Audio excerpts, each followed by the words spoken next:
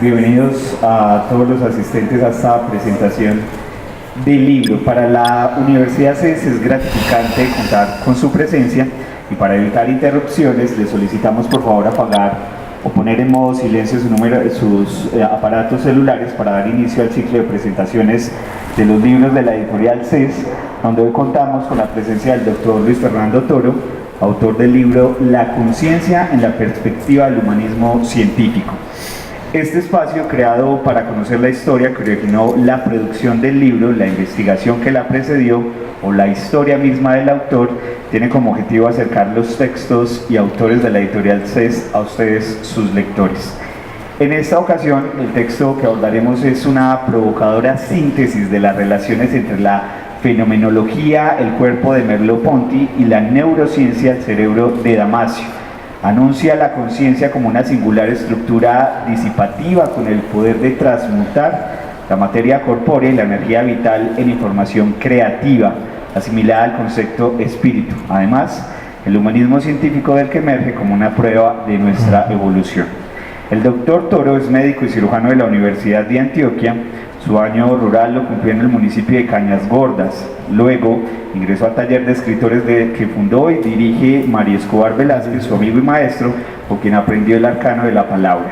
Hizo una especialización en gerencia de la seguridad social en la Universidad CES entre 1994 y 1996, cuando el sistema de salud colombiano adoptó este modelo, y 10 años después una maestría en epidemiología en la misma universidad. Para ganarse la vida, menos que para vivirla intensamente, se aventuró atraído por el prodigio en el primer viaje de conocimiento llamado Doctorado en Humanidades de la Universidad de AFI en 2012. Este libro es su tesis doctoral defendida en 2016 y que publican las editoriales de las universidades EAFIT, de la que el autor fue el primer doctor en Humanidades, y la Universidad CES, donde actualmente es docente. Como moderador, hoy nos acompaña el editor del libro, Juan Felipe Restrepo David, quien actualmente es el editor de la editorial EAFI y candidato a doctor en Humanidades de la misma institución universitaria. Les recordamos a todos seguir acompañándonos en este ciclo de conferencias que se realizarán cada mes aquí en la Biblioteca Fundadores, donde los invitamos a estar pendientes de nuestras redes sociales y allí les informaremos el horario específico de nuestros próximos encuentros. Esperamos que sea un placer para ustedes esta charla con el doctor Toro y también con Juan David. Bienvenidos a todos, muchas gracias.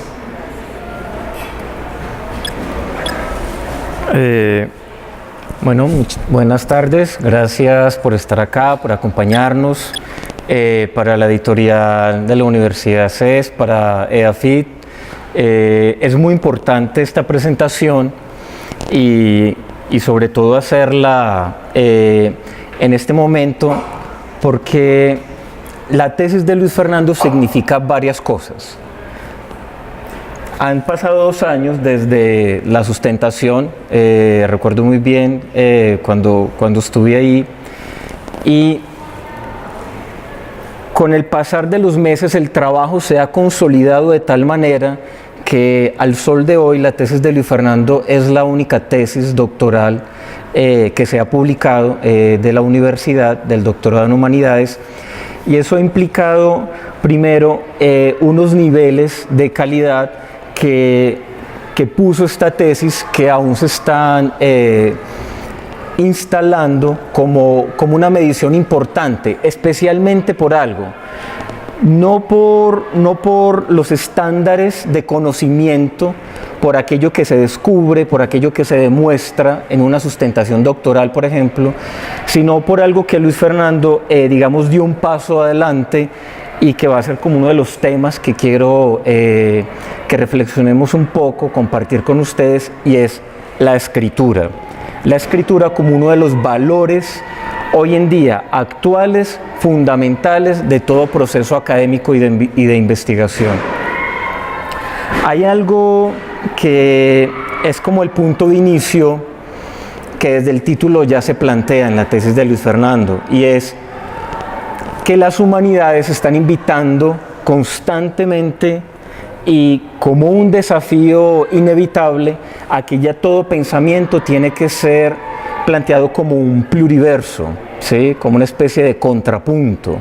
Por eso las ciencias están necesitando del diálogo, las humanidades están necesitando del diálogo, entre ellas mismas, entre las diferentes áreas, disciplinas e incluso con áreas, digamos, inusitadas, de las que difícilmente hoy en día uno se podría esperar diálogos fructíferos.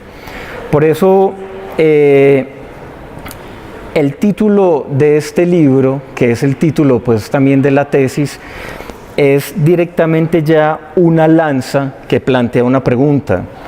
Hoy en día, ¿qué tienen para decir las humanidades y las ciencias como un puente en común y como un descubrimiento hacia preguntas posibles para continuar con las investigaciones, tanto en las ciencias como en las humanidades?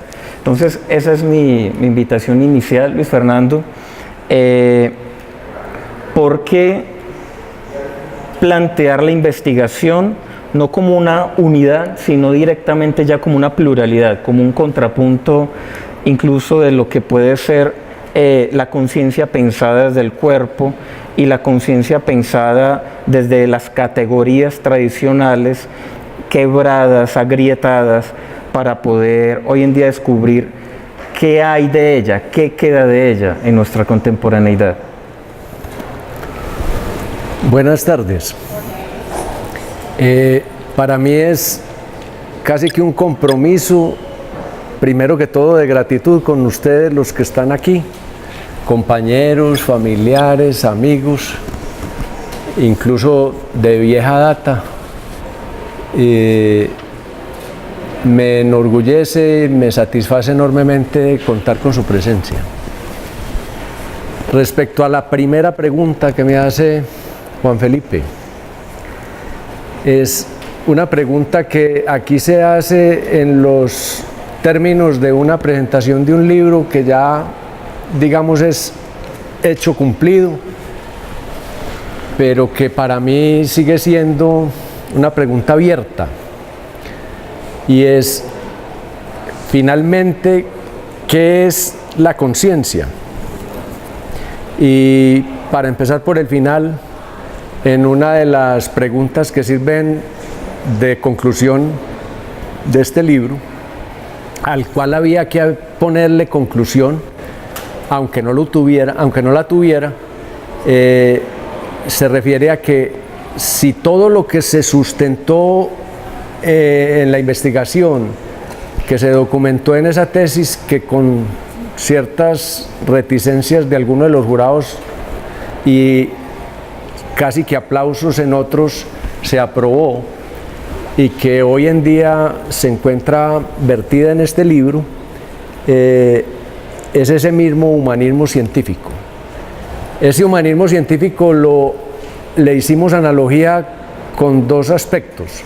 Uno dentro de la tesis, llamándolo la tercera orilla del río de la conciencia, en alusión a un cuento de Guimarães Rosa, el escritor brasileño, médico por demás, que tiene un cuento precioso que se llama La tercera orilla del río. Y en un símil un poco más lejano, de un fragmento de poema de Pablo Neruda, en donde el hombre dice, con su densidad característica, entre morir y no morir, me decidí por la guitarra. En otras palabras, esta conciencia que contiene el libro no es ni ciencia ni es filosofía. Y de allí la dificultad para incluso cumplir con los compromisos académicos llamados coloquios doctorales, sobre todo en los 2 últimos años del doctorado, con la dificultad que supuso dejar el nombre definitivo para cuando ya no había más remedio, porque era el plazo máximo de recepción de los títulos con los cuales los trabajos iban a ser sustentados en caso de ser aprobados, y el que generó las reticencias de parte del jurado que, sin necesidad de personalizarlo, los que estuvieron allí lo pudieron apreciar. Y es precisamente por eso, porque estamos enseñados a encasillar no solo el conocimiento, sino nuestra propia vida en esquemas preestablecidos. Y un trabajo de estos se supone que debe seguir el derrotero de uno de esos esquemas. En humanidades uno no, permítame que lo diga así, uno no puede hacer una tesis empírico-analítica, y en epidemiología y bioestadística, como nuestro doctorado acá, uno no puede hacer una tesis teórica. Y eso, en el fondo, es un sinsentido. Sin embargo, celosos de la tradición, directivas de las universidades, docentes y tutores de los trabajos de quienes estamos matriculados en un programa de esta índole, o incluso en una maestría o hasta en una especialización, cuando no en el pregrado, nos vemos abocados a hacer las cosas como están dispuestas. Esa es a la vez, en mi concepto, la razón de ser de por qué se inscribe la conciencia en el humanismo científico, ¿sí? Cumpliendo con los requisitos académicos, pero sin seguir la corriente obligada que los condicionamientos académicos tienen presupuestados. Pero Luis, no solo llevas, digamos, la discusión a un ámbito, en este caso también institucional, ¿cierto? Sino esa tercera orilla de conocimiento es como intentar muchas veces tratar de descubrir orillas donde no las hay, ¿cierto? Y es al menos inventar esas orillas, o continuando un poco con la imagen, los que han vivido cerca a ríos o a playas, es como el mar tomando arena de un lado y llevándola a otro y fundando nuevas playas. Cuando yo me encontraba con la lectura, con los pasajes, digamos, más desafiantes del libro, yo a veces me veía era justamente con esas descategorizaciones que todo el tiempo me estaban planteando, digamos, no nuevos lenguajes, pero sí una cantidad digamos, de inconformidades con las ideas a las que tenía que adecuarme para volver a aceptar unas nuevas imágenes. Entonces, esa especie de rebeldía, esa terquedad, esa insistencia en tratar de llevar de diferentes playas arenas para fundar una nueva, hoy en día, en perspectiva, ¿cómo ves también el resultado? El resultado, como usted lo dijo cuando saludó, apenas se está empezando a ver. Y no solo porque después de 2 años y medio de la sustentación se esté presentando el libro y porque sea el único libro publicado de los que nos hemos graduado del doctorado, sino porque es precisamente que el humanismo científico, en palabras de la persona que lo pensó primero, aunque nunca lo desarrolló, más que nombrar un sector del conocimiento, lo que nombra es un acontecimiento. ¿Qué quiero decir con ello? Estamos viviendo un mundo humanista científico. ¿Por qué? Porque esa filosofía, mucho más esa metafísica que ya algunos filósofos clausuraron hace ya más de siglo y pico, casi 2,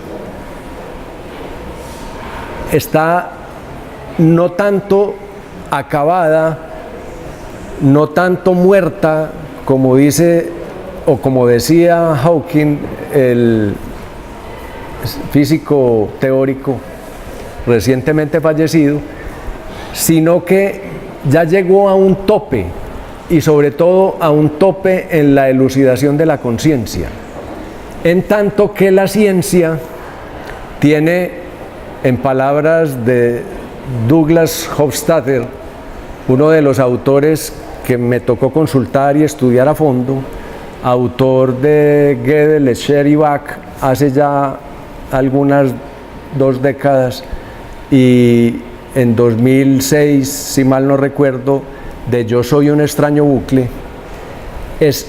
La ciencia es nuestra incapacidad en ese extraño bucle.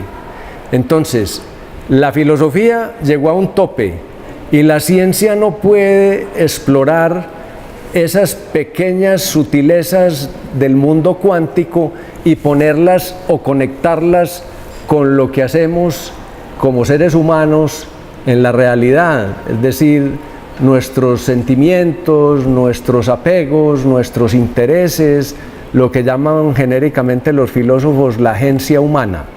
Entonces estamos en 2 vías, si se quiere, sin salida, y hay que seguir viviendo y hay que seguir buscándole al conocimiento esa novedad, esa claridad, esas respuestas que no tenemos en lo institucionalizado.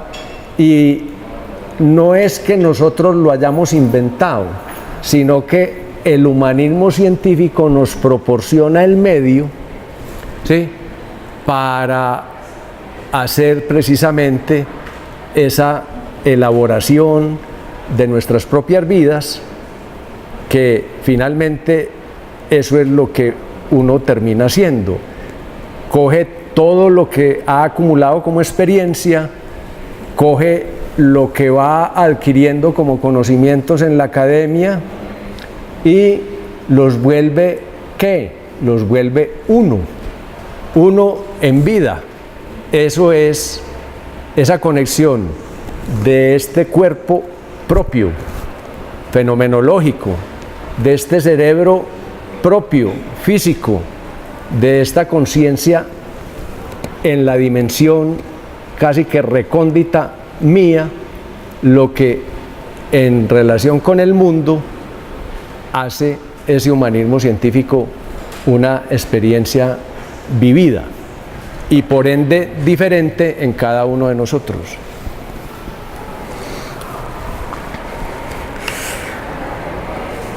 Yo creo que una de las pertinencias de una reflexión como esta es que yo creo que para ninguno es nuevo que este mundo nuestro, o al menos como lo hemos vivido hasta ahora, nos ha ofrecido muchas de las respuestas que hemos buscado y en las maneras que las hemos buscado. Y lo que creo que es como el giro es como el siguiente. A ver, Luis, si también la reflexión va por ahí. No es que el mismo mundo se haya agotado, sino que nuestras maneras de preguntar, de respondernos se han agotado, y es volver a reinventar eso para que el mundo se siga abriendo, como en esas experiencias, digámoslo, gadamerianas de expandir horizontes.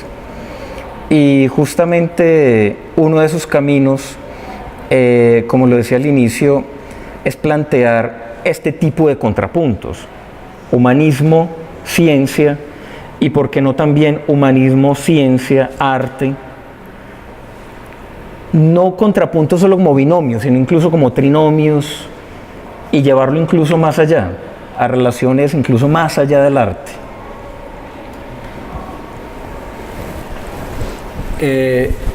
Tratando de ligar las 2 preguntas en lo que me falte por responder de ellas y dándole respuesta obviamente a esta tercera. Finalmente, el pluriverso del que usted habló ahora, finalmente el cierre que posibilita las nuevas aperturas o el agotamiento visto de otra forma, están dadas por una razón que no todo el mundo percibe, y es que estamos asistiendo no a una época de cambios como todo el mundo supone, sino a un cambio de época. Ya por ejemplo, desde el 64 Bob Dylan lo cantó y le mereció incluso sus primeros Grammy. Los tiempos están cambiando. Ese cambio de época lo vivió Merleau-Ponty y supo hacer un trabajo que, sin renegar de la condición previa, que era la del filósofo clásico, ¿sí?, si me lo permiten, filósofo tradicional, se atrevía a proponer una reflexión hecha por ese cuerpo fenomenológico que era a su vez una ruptura con la tradición filosófica. En tanto que Damasio, que digamos, sin ser pues ningún pipiolo, como dicen las señoras, le ha tocado vivir el tiempo nuevo, el tiempo, por ejemplo, de la ciencia de la complejidad.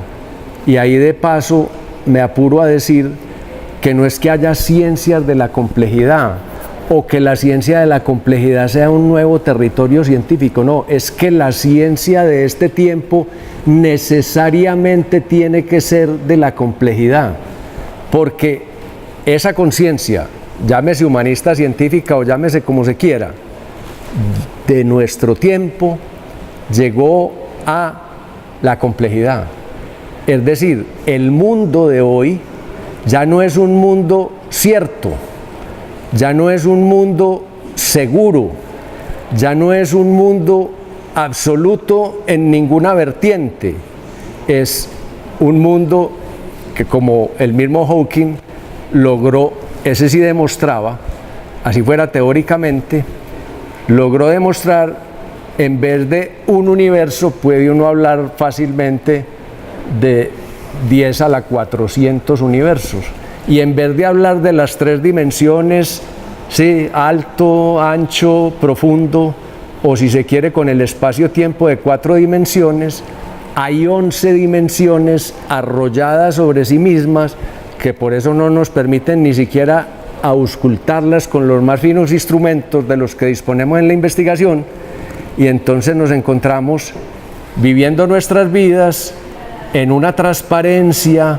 en una simpleza, en una obviedad que resultan incluso para una mente, digamos, que se cuestiona, resultan incluso monótonas, aburridoras, ¿sí?, con las cuales uno no puede estar conforme. Y de allí las inquietudes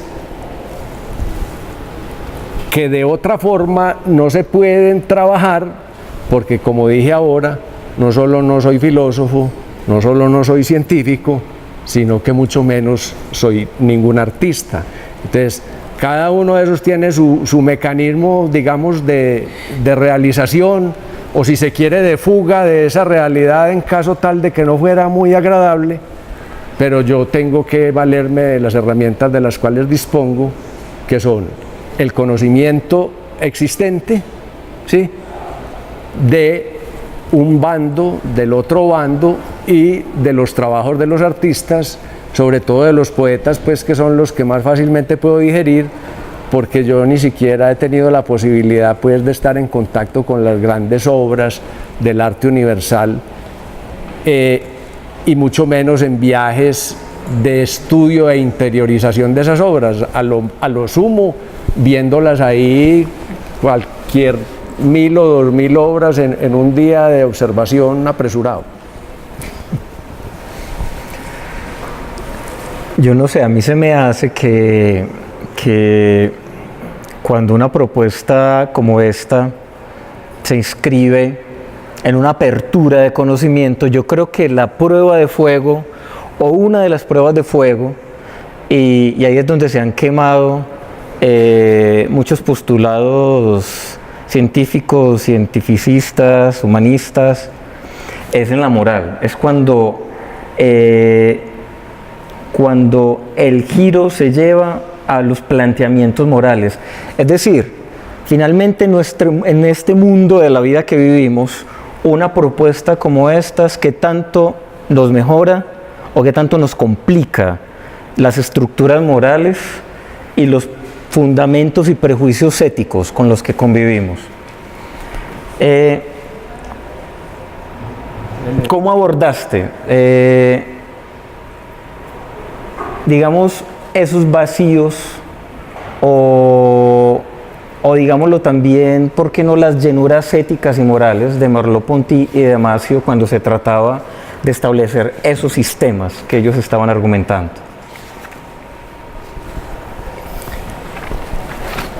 Primero, valga aclarar para ustedes que no tienen por qué saberlo, que la elección del tema a desarrollar en la investigación no fue absolutamente casual. Yo incluso había presentado una propuesta antes de inscribirme en el doctorado que tenía un enfoque empírico-analítico y que se ocupa por investigar la posibilidad de que seamos una subespecie diferente. Con esa propuesta conseguí que reconocieran allá en EAFID que tenía la capacidad de hacer el doctorado, pero de una vez me advirtieron enfáticamente que eso no podía ser mi tesis. Entonces, buscándole la comba al palo, como decimos en Antioquia, me encontré con la sugerencia de la directora de la tesis, que me dijo: usted no se puede apartar del campo de su desempeño habitual porque usted no tiene en 3 años la posibilidad de estudiar filosofía, ¿cierto? O de hacer una tesis absolutamente filosófica. Entonces ella me sugirió ese autor. El desconsuelo fue, estoy hablando de Merleau-Ponty, que era el autor que ella más le gustaba investigar. Ella tiene títulos de doctora en filosofía y de doctora en sociología. Tiene mucho bagaje académico y entonces yo le creí y estuve de acuerdo con ella en que yo propuse a Damasio y ella me propuso a Merleau-Ponty. Y de ahí, con todas las vicisitudes y todas las contradicciones que tuvimos, incluso entre ella y yo, se fue configurando lo que en un principio hablaba de la continuidad y la descontinuidad entre el cuerpo fenomenológico y la conciencia cerebralizada, como las terminamos bautizando, como terminé bautizando la de Damasio. Resulta que lo primero que encontré fue que los libros de Merleau-Ponty no se conseguían, todos estaban agotados y yo no tenía quien me los prestara. Entonces tuve que empezar por fotocopiar los principales libros de él. A lo último encontré por allá unas ediciones en francés de las obras completas, pero le digo pues que pudiera haber empezado en el 2015 cuando las encontré y todavía las estuviera leyendo, sin acabar de entenderlas, y eso suponiendo que supiera francés. Entonces la dificultad tiene que ver es con esto. Lo que yo comprendí y traté de sustentar es precisamente que lo que va de cualquier autor a otro, tratándose de la conciencia o tratándose de lo que sea, es el modelo. Entonces, ¿cuál es el modelo de Merleau-Ponty? El modelo de Merleau-Ponty parte de una existencia, pero una existencia de un cuerpo que no tiene movimiento propio, que se vuelve por reflexión, movimiento orientado, proyectado, y que eso va generando en su orden una intencionalidad, una percepción apoyada en la sensibilidad, que es lo más rescatable y lo que mejor rescató Merleau-Ponty, hasta llegar a una conciencia perceptiva. Mientras que en Damasio se parte de una vida, un cuerpo, un cerebro, una mente y los tres niveles de desarrollo de la conciencia que son los equivalentes burdamente establecidos entre el cerebelo, que él llama el protosimismo, el encéfalo, que él llama el simismo central, como buen neurólogo, y la corteza, que es finalmente el asiento del simismo autobiográfico, que es la hipótesis del hombre. Respecto de que uno tiene que hacer un desmonte de la moral, estoy absolutamente de acuerdo. Las mayores dificultades para el desarrollo del trabajo tenían que ver precisamente con que la tradición filosófica es la tradición universalmente aceptada en el mundo académico y sobre todo en lo que todavía podemos delimitar como Occidente. Mientras que la ciencia, para esa tradición filosófica, no es sino una mera representación y por demás burda de la realidad. Entonces, como médico, uno comparte de ambas tendencias, pero como investigador, para una tesis doctoral, uno no se puede casar con ninguna de ellas. Nietzsche decía que cualquier sustituto para la moral podría ser considerado una verdadera innovación. No me pregunten dónde, que no sé, pero sí sé qué dice respecto de la conciencia, y está al final del libro. La conciencia en la ciencia jovial dice así: la conciencia es el último y más tardío desarrollo del orgánico y por consiguiente también lo más imperfecto y debilitado. Si la asociación conservadora de los instintos no fuera mucho más poderosa y no sirviera del todo como regulador, la humanidad habría tenido que perecer a causa de sus juicios erróneos y sus fantasías con los ojos abiertos, mas también a causa de su falta de fundamento y credulidad. En pocas palabras, a causa de su conciencia, con ese C, entre otras cosas. De otro modo, sin aquella, la humanidad habría desaparecido hace tiempo. Se piensa que esto constituye el núcleo del hombre, lo que subyace, lo eterno, lo último, lo más originario en él. Se considera la conciencia como una firme magnitud ya dada. Negáis su crecimiento y sus intermitencias, la tomáis como unidad del organismo. Queda todavía pendiente una tarea completamente nueva y que justamente comienza a amanecer ante los ojos del hombre, aunque apenas es reconocible con claridad: incorporarse al saber y hacerse instintiva. Una tarea que solo será vista por aquellos que hayan comprendido que hasta ahora solo nuestros errores se habían incorporado, que toda nuestra conciencia de nosotros mismos descansa sobre errores. Esa sí tiene pues la página y todo para los que les interese. ¿Qué le digo finalmente o qué les digo finalmente? La conciencia, con toda sinceridad, no sabemos qué es, ¿sí? La conciencia, sin embargo, cada uno de nosotros tiene la suficiente claridad y el suficiente conocerse a sí mismo que le permite decir cómo va ahí en ese viaje, ¿cierto? Para no hablar de cosas de las que no tenemos cómo hacer ninguna demostración o mostrar alguna evidencia o dar por sentado nada.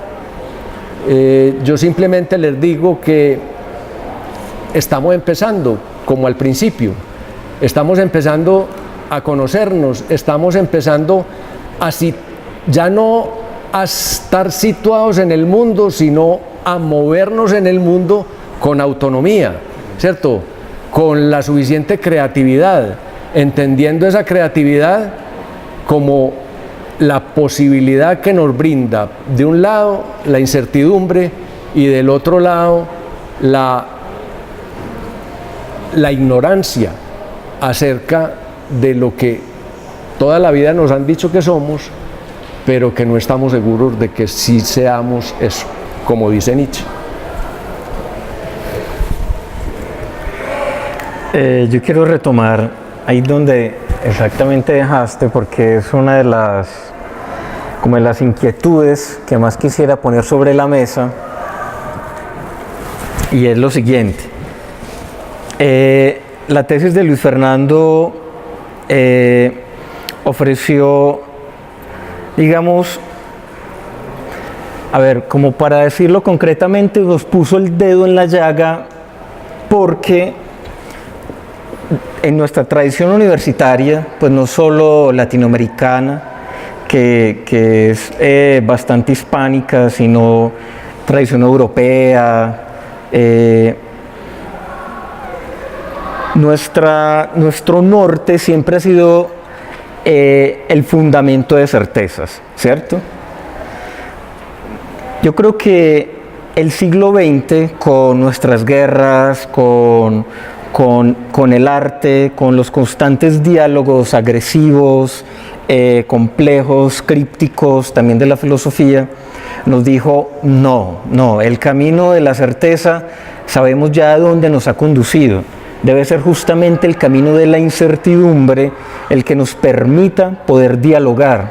Entonces, una tesis como esta, en la que todo el tiempo se está haciendo también ese homenaje a la incertidumbre y especialmente a la creación, como contaba Luis, claro, puso en aprietos a uno de los jurados, que estaba pidiendo categorizaciones, pero cada vez más, viéndolo con los meses, yo quedo muy contento de ese espíritu creativo de esta tesis, porque lo que está es reafirmando que el camino justamente es ese, el conocimiento y el pensar necesitan del riesgo también de la imaginación.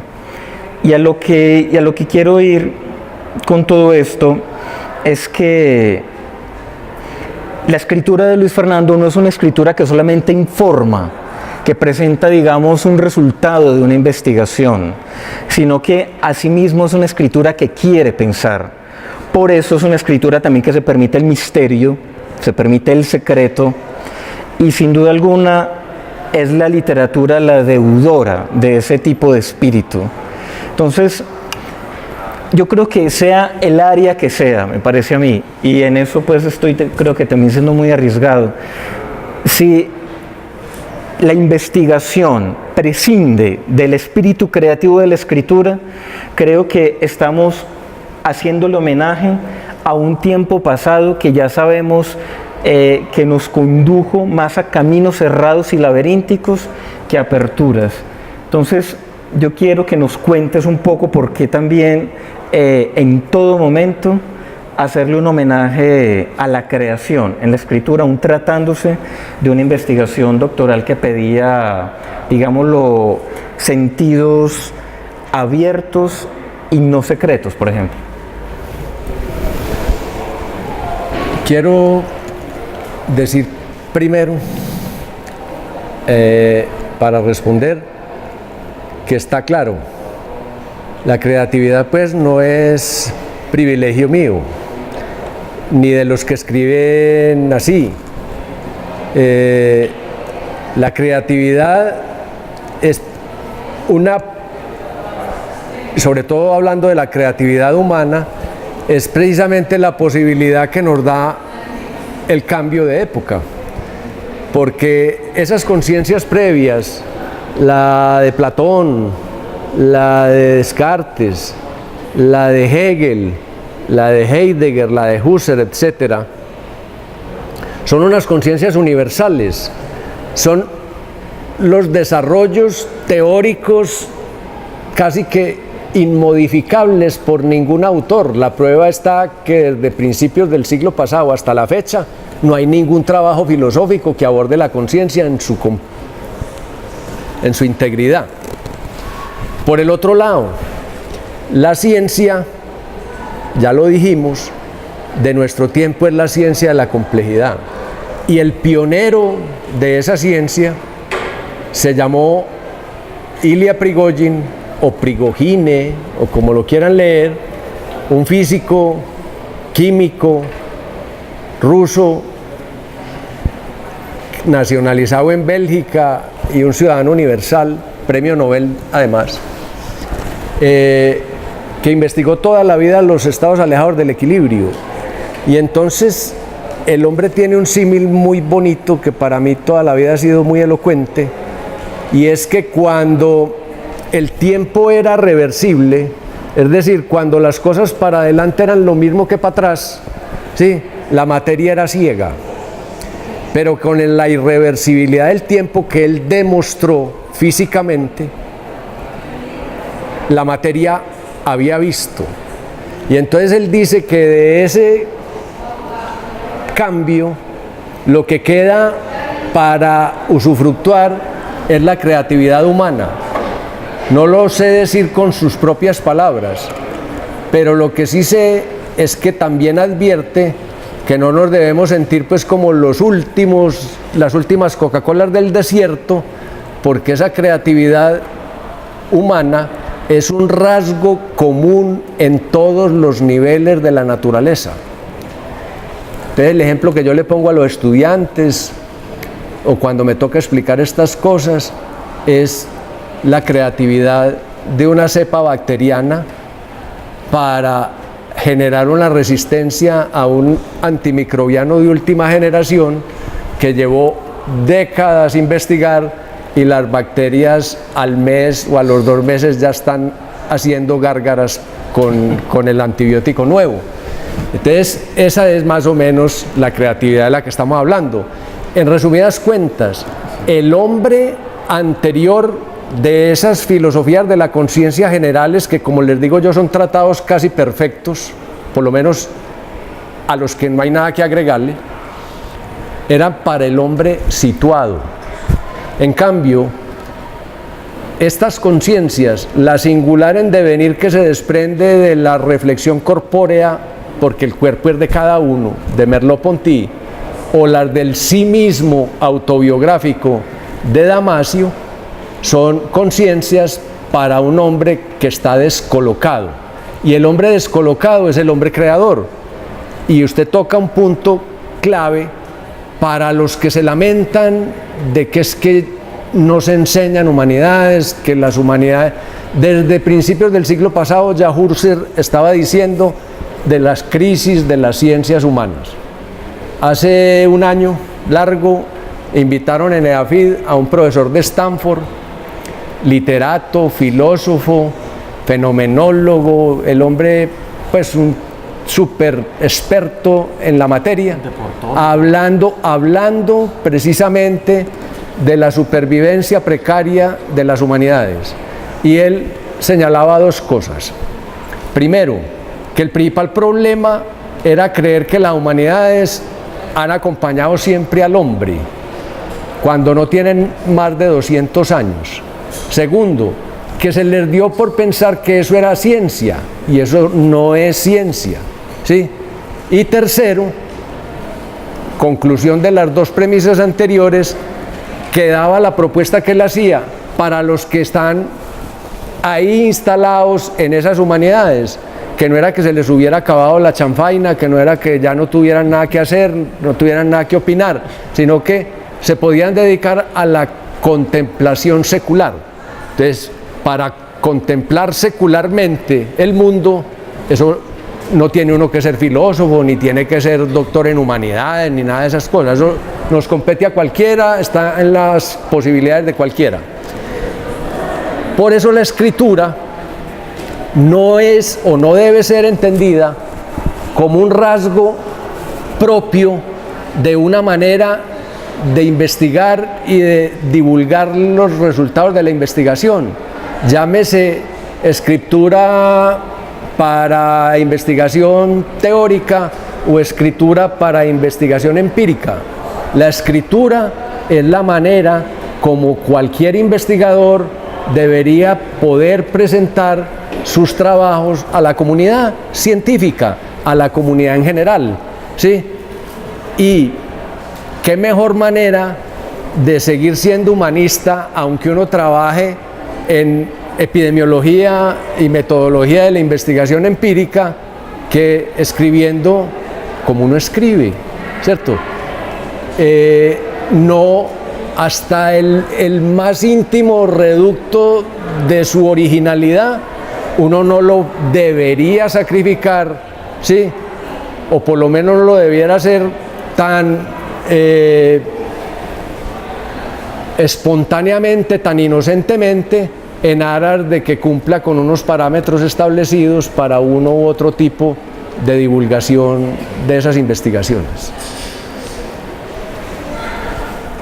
Bueno, yo no sé si alguno de ustedes quiere preguntar algo, cómo fue el proceso del libro, cómo fue finalmente la escritura final de la tesis, o tiene alguna refutación a lo que hemos dicho. Hay algo que a mí me causó mucha curiosidad, fue que cuando empecé el trabajo de edición, yo me dije, pero esto es una escritura muy madura, esto es la escritura de alguien, digámoslo, muy encontrado en su propia voz, ¿no? Entonces entre las primeras preguntas que yo le hice a Luis, y pues porque no encontré esa información, yo dije, ¿qué número de libro será este? ¿Qué será el libro quinto, décimo, 20º? Y me encuentro con que era el primer libro como resultado de una escritura de largo aliento. Entonces me parecía que sí, era un primer libro, pero no era el primer libro de un novato, era el primer libro de un hombre, como les digo, muy encontrado. Entonces eso también me tumbaba un prejuicio, alegremente me tumbaba un prejuicio, y es que una cosa es publicar, ¿cierto? Otra cosa es escribir.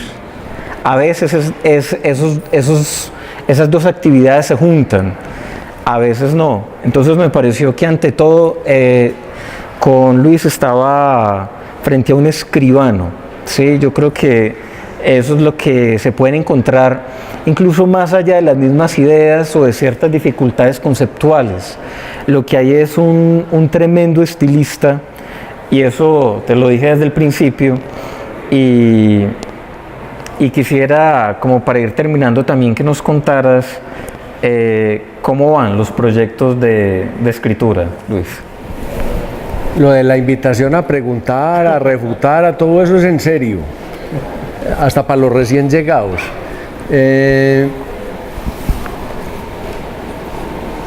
Hay que decir algo también que conocen los más cercanos, y es que yo toda la vida, como todo el mundo, he vivido entre una bifurcación.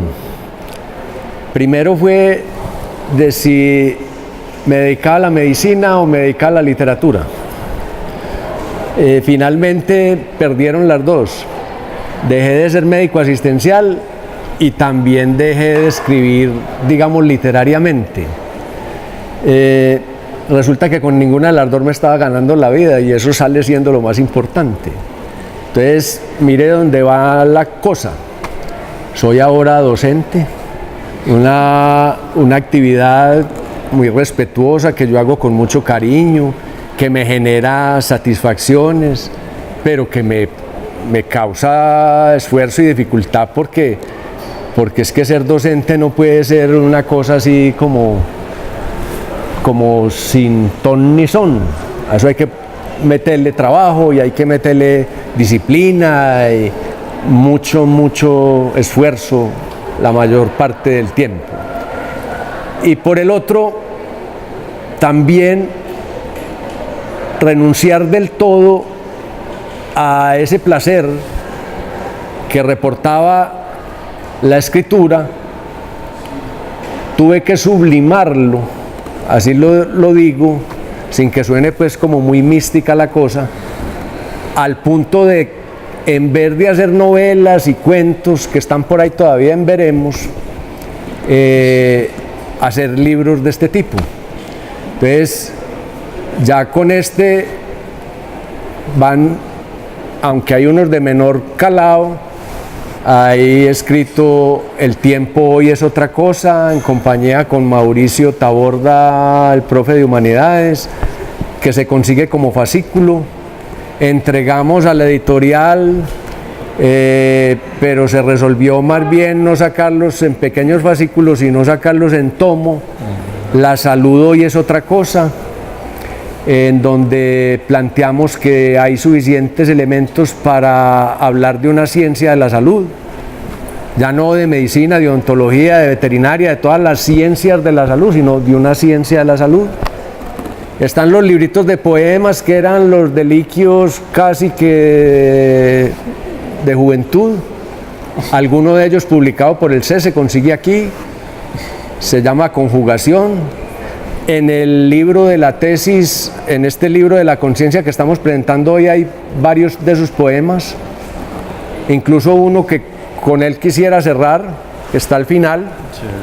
Y están en proceso La vida hoy es otra cosa. Está pendiente la investigación que no me recibieron en EAFID, que tampoco me patrocinaron aquí por mediana cuantía, que es la del Homo sapiens ¿qué? Y ahí vamos. Terminamos haciendo lo que quisimos hacer siempre, pero al revés. Yo hubiera sido filósofo, después escritor, después artista y después médico, pero la vida quiso que fuera al revés, sin que hubiera podido conquistar ese titulito de artista. Ese es el que nunca he podido tener. Entonces, si no hay preguntas, yo leo Tao.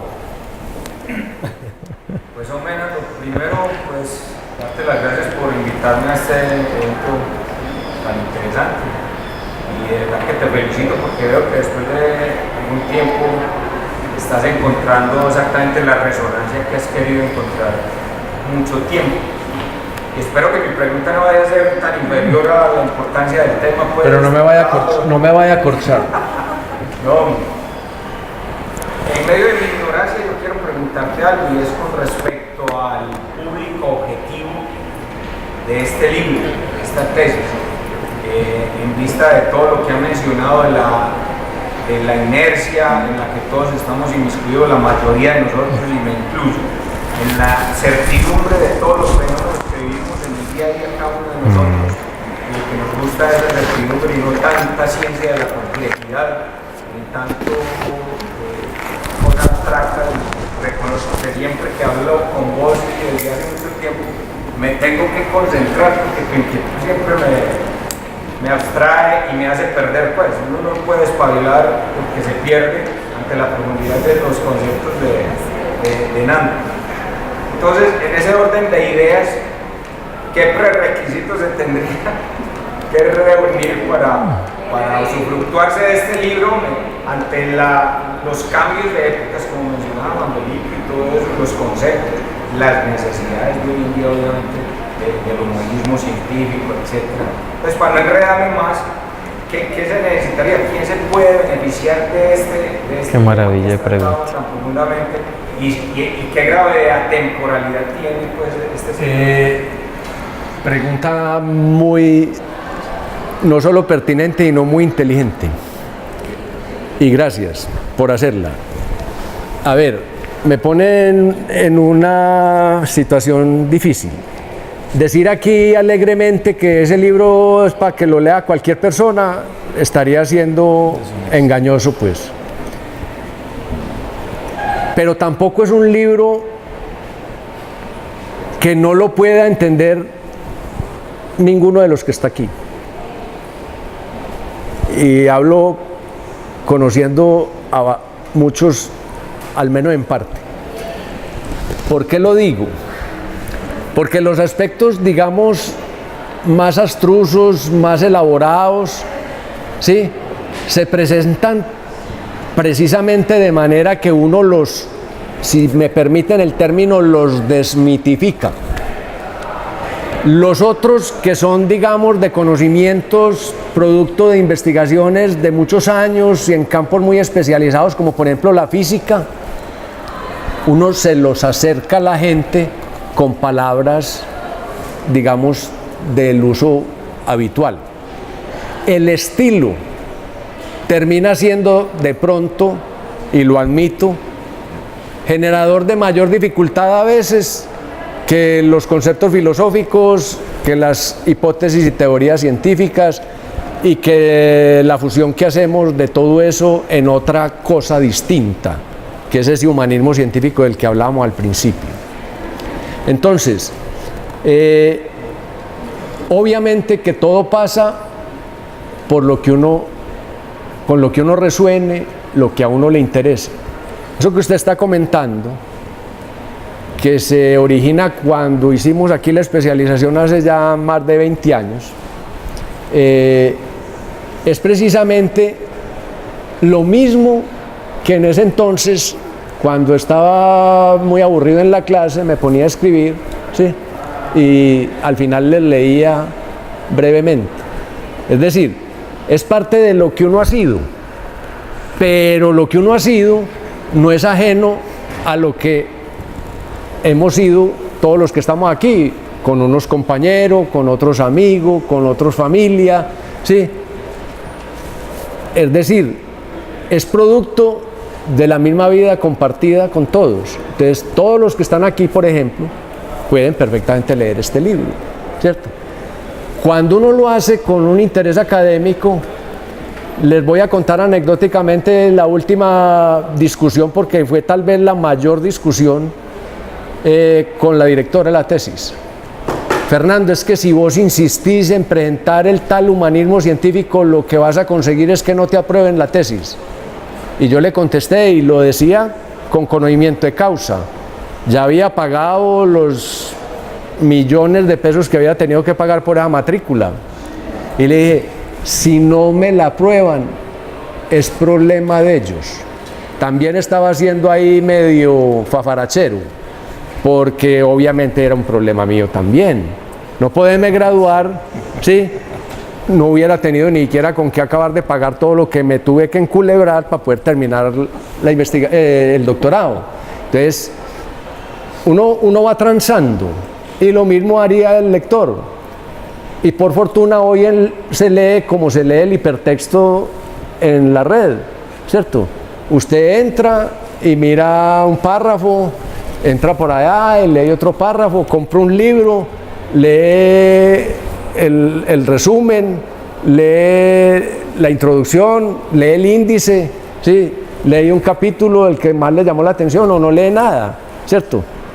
En todo caso, pues, no se hizo propiamente para decorar ningún apartamento, y está dirigido a cualquiera de los que están aquí presentes, porque está hecho con toda la transparencia del mundo. Es decir, lo que se trabaja, lo que se dice, lo que se propone, nada tiene de extraño a lo que todos los días nos confronta, nos ocupa, y finalmente lo que somos. Carlos. Fernando, agradecerte y felicitarte por el trabajo realizado. Y se ha hablado en este momento del pensamiento como pluriverso, de la sociedad de la incertidumbre y de la incapacidad que tiene la investigación, que se ha agotado esa capacidad de preguntarse y responderse justamente por estos fenómenos. Me llama mucho la atención y me provoca la investigación y adelantarnos un poquito qué horizonte de sentido traza tu trabajo, un poco para fusionar ese tema de conocimiento y ciencia tan fundamental en este momento de la sociedad.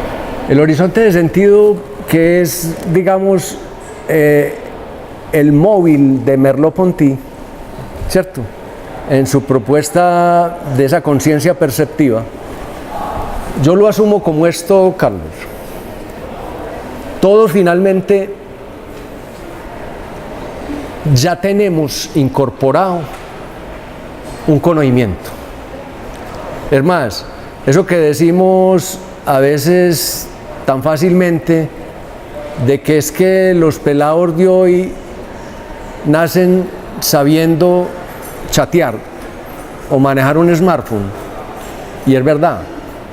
Y los pelados de hoy también tienen que estudiar inglés porque tienen que lograr el bilingüismo, pero cada vez más encuentra uno más fácilmente muchachos que se crían hablando incluso más de 2 lenguas bien habladas. Por lo menos tienen el interés y la correspondencia con esos nuevos retos que les pone la vida en su momento. ¿Sí? El horizonte de sentido para mí, no solo a través de este trabajo, sino con todo lo que hago. Acabo de terminar una clase los lunes a las 2 de la tarde que se llama Medicina, Salud y Conciencia.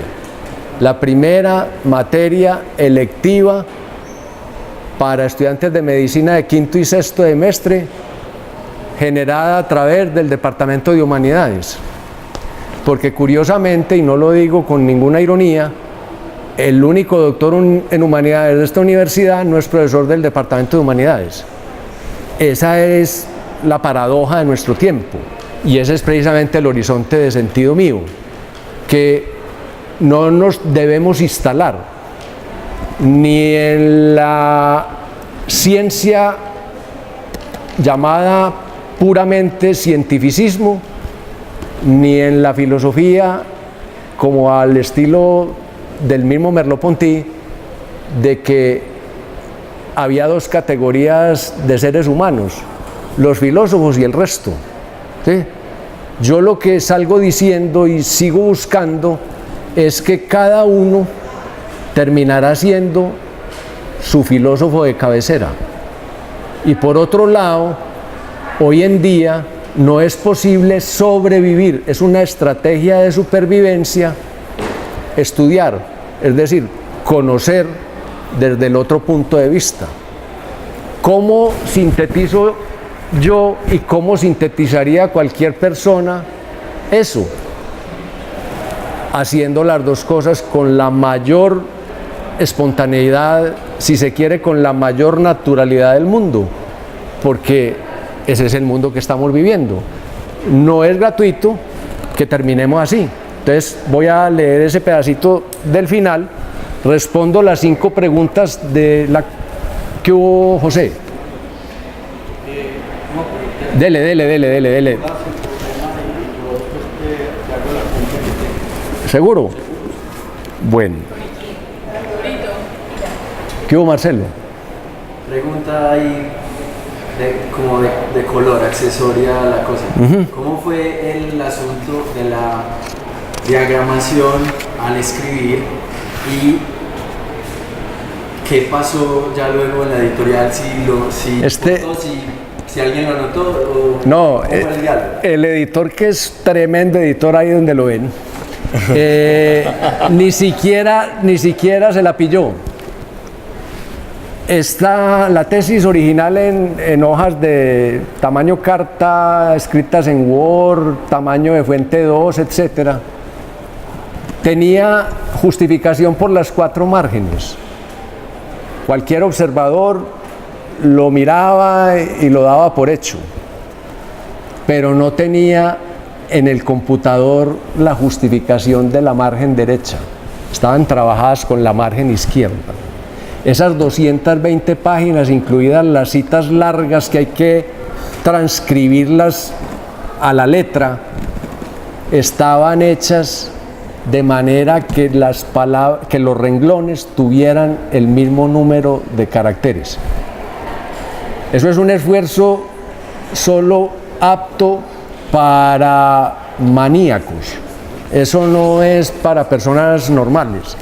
Sin embargo, ¿para qué me sirve a mí? Aparte, pues, para mantener la manía más o menos armoniosa, para darle ritmo a la escritura en mi estilo. Cualquier otra persona con eso se saca un ojo, ¿cierto? Pero a mí me está diciendo permanentemente, estás diciendo más cosas de las que se necesitan, estás dejando vacíos, estás cambiando el tono de lo que estás escribiendo. Para mí es el referente, mejor dicho, es el compañero, es el editor de cabecera, ¿cierto? Entonces, vale la pena que lo hayas preguntado para poderlo detallar. A modo de conclusión,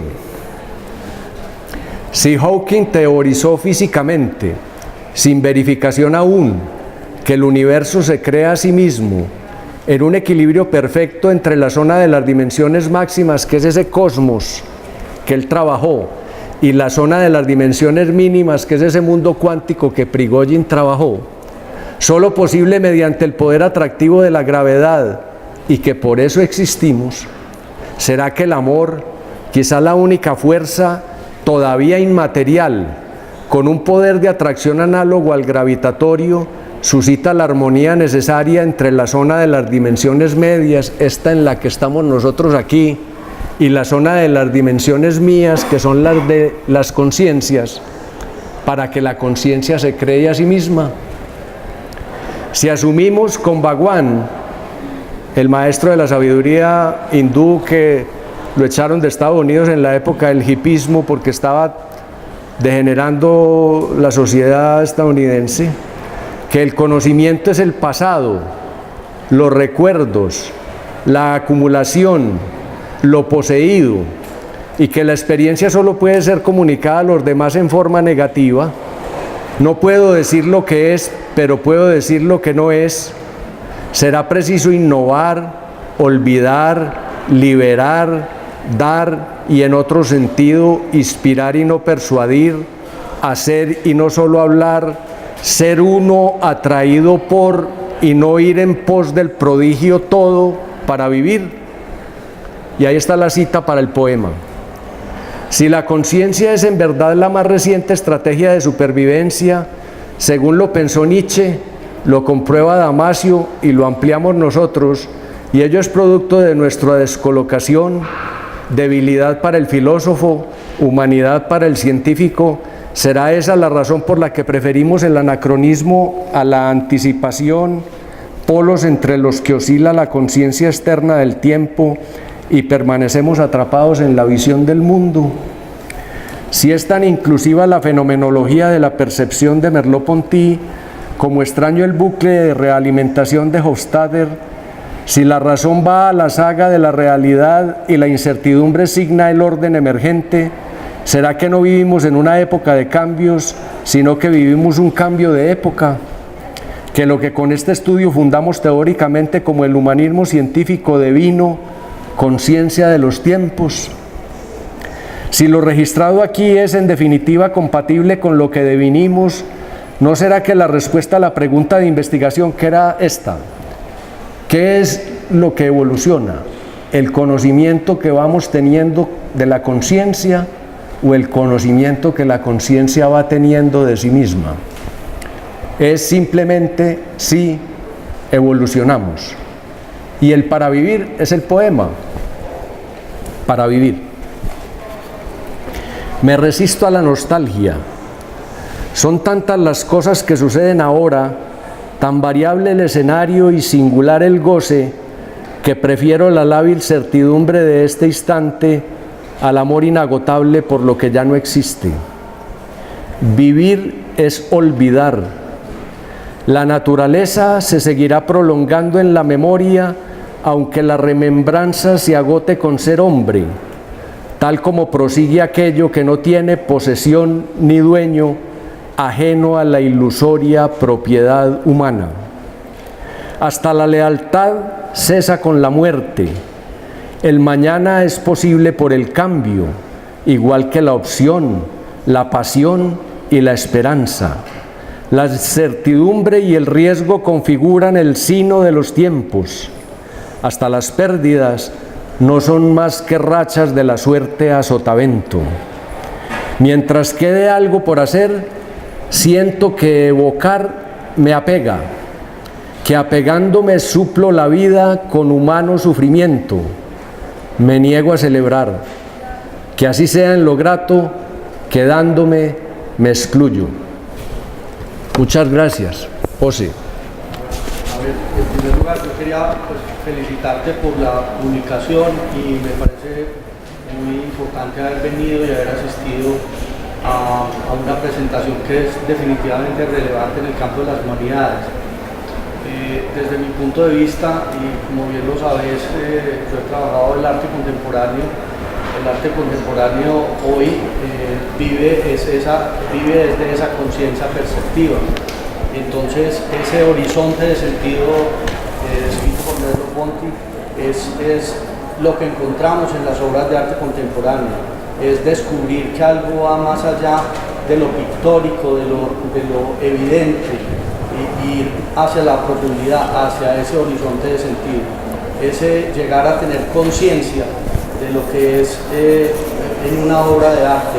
El sentido es lo que le da la relevancia hoy y lo que ha creado en el mundo del arte esa expansión tan grande al alejarse de estructuras rígidas como la pintura y la escultura y haber aparecido otras formas de arte como las instalaciones, las videoinstalaciones, como es los happening y los performance.